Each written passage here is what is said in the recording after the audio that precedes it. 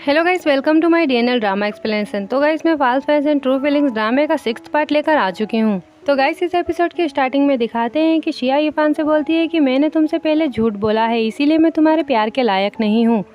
तो वहीं इरफान उसे किस कर लेता है। देन फिर उसके बाद वो क्या करते हैं वो आप खुद ही देख लीजिए। और फिर उसके बाद नेक्स्ट सीन में दिखाते हैं कि इरफान अकेले ही पेपरों के साथ में बैठा होता है। वहीं फिर शिया उसके पास में आकर उससे पूछती है कि तुम्हारे दिमाग में क्या चल रहा है। तो इरफान उसे कुछ भी नहीं बोलता है। वहीं फिर शिया इरफान के शरीर पर लगी हुई चोट के बारे में पूछती है। तो इरफान शिया को बताता है कि बहुत समय पहले मेरी फैमिली को मार दिया गया था और ये निशान उसी समय छूट गया था। तो शिया उससे पूछती है कि क्या वो इंसान मर गया। तो इरफान उसे बोलता है कि नहीं, पर वो जल्दी ही मर जाएगा। तो शिया इरफान से बोलती है कि मुझे तुम्हारी मदद करने दो, उस इंसान से बदला लेने में मैं तुम्हारी हेल्प करूंगी। और फिर इसके बाद नेक्स्ट सीन में दिखाते हैं कि मेनलिन इरफान को बताती है कि मास्टर मेंग को गू तेंग वई के बारे में कुछ पता चला है। तो इरफान उसके बारे में पूछता है कि वो कहाँ पर है। तो वहीं मेनलिन बोलती है कि इस बारे में मास्टर मेंग अभी तहकीकात ही कर रहे हैं। तो वही मेनलिन इरफान से ये भी पूछती है कि अगर गू तेंग वई ने ही आपकी फैमिली को मारा होगा और आपको फेयर शुरा भी मिल जाएगा तो आप क्या करेंगे। और वो ऐसा इसलिए पूछ रही होती है क्योंकि गू तेंग वई शिया के ही पापा होते हैं। तो इरफान शिया को इस सब से दूर रखने के लिए मेनलिन से बोलता है। और वहीं फिर उसके बाद नेक्स्ट सीन में दिखाते हैं कि इरफान अकेले बैठकर ड्रिंक पी रहा होता है और तभी वहाँ पर शिया आती है। तो वहीं इरफान शिया को देखकर उससे पूछता है कि तुम यहाँ पर किस वजह से आई हो। तो शिया उसे बताती है कि मुझे काफ़ी दिनों से तुम्हारी याद आ रही थी और पूछती है कि तुम कहाँ पर थे। तो इरफान उसे बताता है कि मैं तुम्हारे लिए एक प्रेजेंट तैयार कर रहा था। तो शिया जैसे ही उस प्रेजेंट को खोलकर देखती है तो इरफान उसे बताता है कि वो पेपर है जिसमें तुम अब क्लाउड होल की मेंबर नहीं हो। तो शिया उन पेपर को देखकर परेशान होती है कि कहीं ये सब करने में इरफान को कोई परेशानी ना आई हो। तो इरफान उससे बोलता है कि उन्हें इससे कोई फ़र्क नहीं पड़ता है और मैं जानता हूँ कि तुम्हें खून करना पसंद नहीं है और अब तुम पूरी तरह से आज़ाद हो तो तुम एक खुशहाल जीवन जी सकती हो।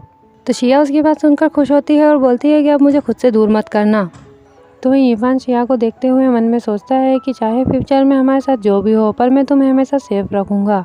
और फिर उसके बाद नेक्स्ट सीन में दिखाते हैं कि वेनिन इरफान के पास रोते हुए आती है। वहीं वो उसके पास आकर उसे बोलती है कि मेंग ने मुझे बताया कि तुम और शिया डेट कर रहे हो और उससे पूछती है कि क्या ये सच है। तो वहीं इरफान उसे हाँ बोलता है। वहीं वेनिन उसे बोलती है कि तुमने मेरे डैड से प्रॉमिस किया था कि तुम मेरा ज़िंदगी भर ख्याल रखोगे। तो वो वेनिन से बोलता है कि मैंने ऐसा प्रॉमिस किया है इसीलिए मैं तुम्हारा ख्याल भी रख रहा हूँ। तो वेनिन बोलती है कि मेरा ये मतलब नहीं था और शिया की बुराई करने लगती है ये बोलकर कि शिया एक अच्छे इंसान नहीं है क्योंकि उसके हाथ खून से रंगे हुए हैं। तो इरफान बोलता है कि मैं खुद भी लोगों को मारता हूँ और मेनलिन से बोलकर वेनिन को वापस भेजने के लिए बोल देता है और ऐसा बोलकर वो वहाँ से चला जाता है। तो वहीं वेनिन उसे बोलती है कि मैं कहीं नहीं जा रही हूँ, मैं बस यहाँ पर तुम्हारा इंतज़ार करूँगी और ऐसा बोलकर वो रोने लगती है। और फिर उसके बाद नेक्स्ट सीन में दिखाते हैं कि इरफान शिया को कहीं पर लेकर जाता है। तो वहीं शिया उससे बोलती है कि क्या तुम जानते हो कि मैं सबसे ज़्यादा खुश कब थी। और उसे बताती है कि नए साल पर स्नो गिर रही थी और हमारे पास कोई भी रहने की जगह नहीं थी। तो तब हम डिजर्टेड टेम्पल पर गए थे और वहाँ पर अचानक से फायरवर्क स्टार्ट हो गया था और मुझे लगा था कि मैं मर रही हूँ, पर तुम्हारे साथ होने की वजह से मुझे कोई भी ठंड महसूस नहीं हुई। तो इरफान तो बस उसकी बातों को सुने ही जा रहा होता है। तो वहीं शिया उसे देखकर बोलती है कि क्या तुम सब कुछ भूल गए हो। तो इरफान शिया से पूछता है कि क्या तुम जानती हो कि मैं तुम्हें यहाँ पर किस लिए लेकर आया हूँ। तो शिया उसे नहीं बोलती है। तो वो बोलता है कि मैंने तुमसे प्रॉमिस किया था कि मैं तुम्हें फायरवर्क दिखाऊंगा और अब मैं अपना प्रॉमिस पूरा कर रहा हूँ। तो शिया उससे क्या कहकर पूछती है और फिर इरफान उसे फायरवर्क दिखाता है। तो शिया उन फायरवर्क को देखकर इरफान से बोलती है कि तुम मुझे यहाँ पर फायरवर्क दिखाने के लिए लाए थे और तुम्हें ये सब याद है, ये सोचकर खुश होती है। वहीं फिर शिया इरफान से बोलती है कि मुझे अकेले रहने से डर लगता है और क्या तुम मुझे एक दिन छोड़ दोगे। तो इरफान शिया से बोलता है कि अब तुम मुझसे दूर जाने के बारे में मत सोचो क्योंकि तुम हमेशा मेरी ही रहोगी और बोलता है कि तुम जहाँ भी रहो बस वहीं पर रहना, मैं तुम्हें ढूंढ लूँगा। और ये सब बातें करने के बाद वो दोनों एक दूसरे को किस करते हैं। देन फिर उसके बाद नेक्स्ट सीन में वेनिन को दिखाते हैं। तो वो अकेले ही बैठकर ड्रिंक पी रही होती है और तभी वहाँ पर शैन आता है। तो वेनिन उसे देखकर पूछती है कि तुम यहाँ पर क्या कर रहे हो। तो शैन उसे बोलता है कि लगता है कि तुम मुझे देखकर खुश नहीं हो। तो वेनिन उसे बोलती है कि हाँ, क्योंकि तुम गू शिंगयान के दोस्त हो और तुम अच्छे इंसान नहीं हो। तो शैन उससे बोलता है कि इससे कोई फ़र्क नहीं पड़ता है कि मैं अच्छा इंसान हूँ या नहीं हूँ, पर हम दोस्त बन सकते हैं अगर हम दोनों का इंटरेस्ट सेम हो तो। और क्या तुम ये नहीं चाहती कि गू शिंगयान और इरफान में अनबन हो जाए। तो वेनिन शैन की बात सुनकर उससे पूछती है कि तुम जानते हो कि क्या करना है। तो वहीं शैन बोलता है कि मैं गू शिंगयान को अच्छे से जानता हूँ और वो धोखा खाने से नफरत करती है और अगर उसे ये पता चल जाए कि मिस्टर मो कौन है तो वो यीफान से रिश्ता ही ख़त्म कर देगी। तो वेनिन बोलती है कि मुझे कैसे पता होगा कि मिस्टर मो कौन है। तो वहीं शेन उसे बोलता है कि तुम ये कर सकती हो, क्योंकि बस यही एक तरीका है उन दोनों को एक दूसरे से अलग करने का। और बोलता है कि क्या तुम चाहती हो कि यीफान परेशानी में पड़ जाए। और फिर वेनिन को इस बारे में सोचने के लिए बोलता है। वहीं वो यूँ भी बोलता है कि जब भी तुम्हारा मन बन जाए तो तुम मुझसे इस बारे में किसी भी समय मिल सकती हो। और ऐसा बोलकर वो वहाँ से चला जाता है। और फिर वहीं वेनिन उसके जाने के बाद इसी बारे में सोचने लगती है। और फिर उसके बाद दिखाते हैं कि मेनलिन यीफान के पास आकर उसे बताती है कि हमने गुशिंगयान को उनके मेंशन में भेज दिया है। तो वहीं यीफान उसे मेंग के बारे में पूछता है। तो वहीं मेनलिन उसे बताती है कि हमने गु तेंगवेंग को ढूंढ लिया है और क्या आप उसे देखना चाहते हैं।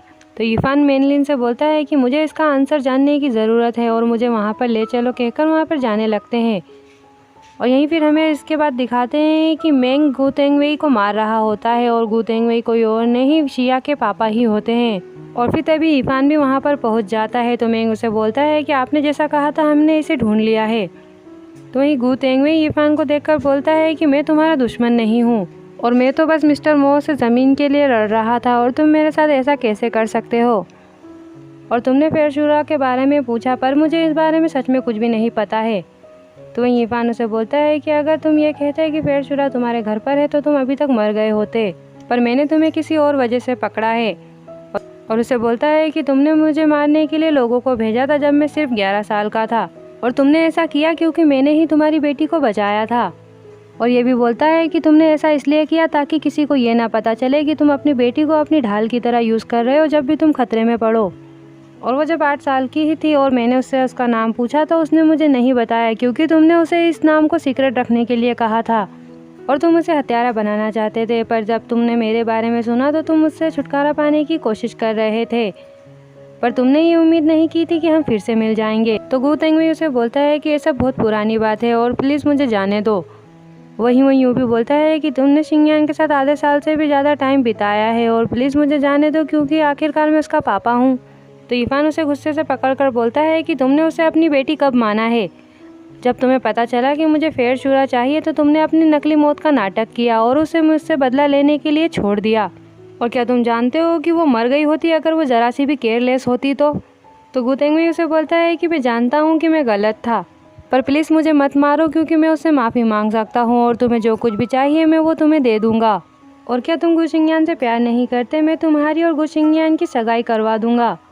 तो वहीं यीफान उसके पास आता है कि जिस तरह से तुम मुझसे दया की भीख मांग रहे हो उसको देखकर ऐसा लगता ही नहीं है कि तुमने कभी लोगों को मारा होगा, पर ये जो तुम्हारे हाथ पर निशान है इसने तुम्हें बेनकाब कर दिया है। तो वहीं गु तेंगवेई बोलता है कि एक निशान क्या साबित कर सकता है। तो वहीं यीफान उससे पूछता है कि तुम मुझे बताओ कि तुम्हें फेरशुरा कैसे मिला।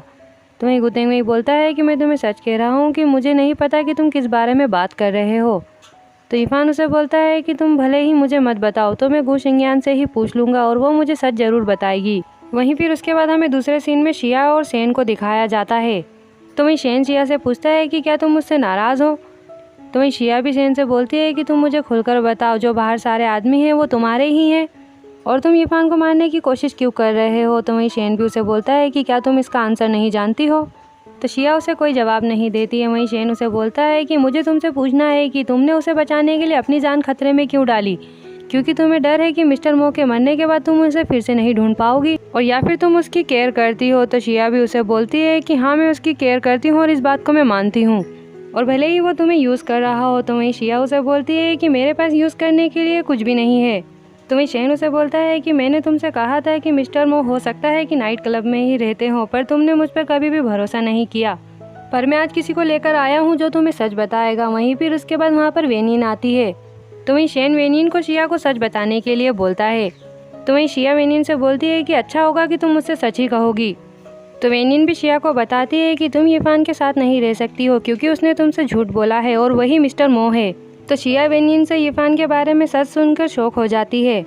एंड गाइस ये एपिसोड यहीं पर ख़त्म होता है एंड आई होप कि आपको यहाँ वीडियो और मेरा ड्रामा एक्सप्लेनेशन अच्छा लगा हो। तो इसके नेक्स्ट पार्ट के लिए मेरे वीडियो को लाइक और चैनल को सब्सक्राइब जरूर करें ताकि आप मेरे आने वाले ड्रामा एक्सप्लेनेशन को सबसे पहले और आसानी से देख सकें।